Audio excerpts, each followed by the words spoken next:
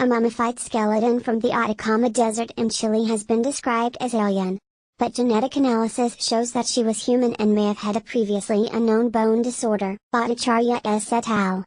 2018. Nearly 2 decades ago, the rumors began. In the Atacama Desert of northern Chile, someone had discovered a tiny mummified alien. An amateur collector exploring a ghost town was said to have come across a white cloth in a leather pouch. Unwrapping it, he found a 6-inch long skeleton. Despite its size, the skeleton was remarkably complete.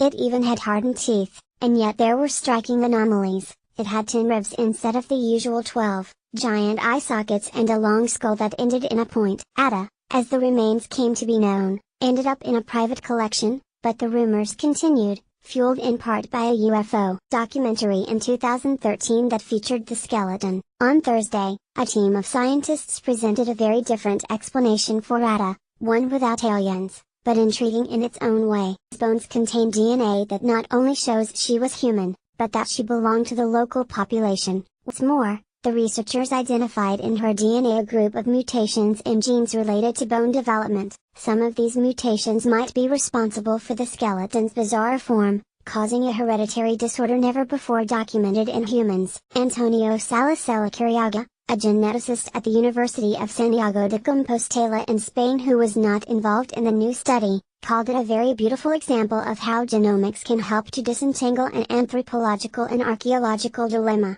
DNA autopsies, as Drive, Elacariaga calls them, could help shed light on medical disorders by looking to the past to understand the present.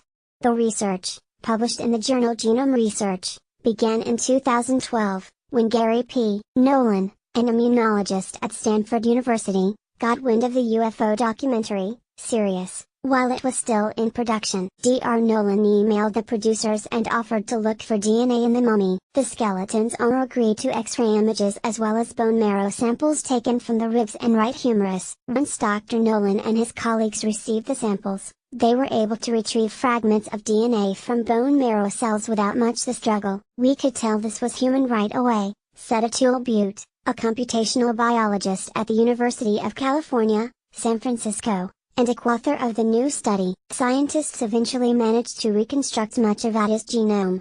She was a girl, they found, most closely related to indigenous Chileans, but she also had a substantial amount of European ancestry. The scientists have not carried out any precise dating of the skeleton, so they can't say exactly when Atta died. Her European heritage suggested it was sometime after Chile was colonized in the 1500s. After death, DNA disintegrates into fragments, which become smaller over the centuries. Atta's DNA fragments are still large, another clue that she's less than 500 years old. While her elongated head was striking, it wasn't the strangest feature of Atta's skeleton. Despite being the size of a human fetus, about the length of a pen, her bones were as developed in some ways as those of a 6-year-old.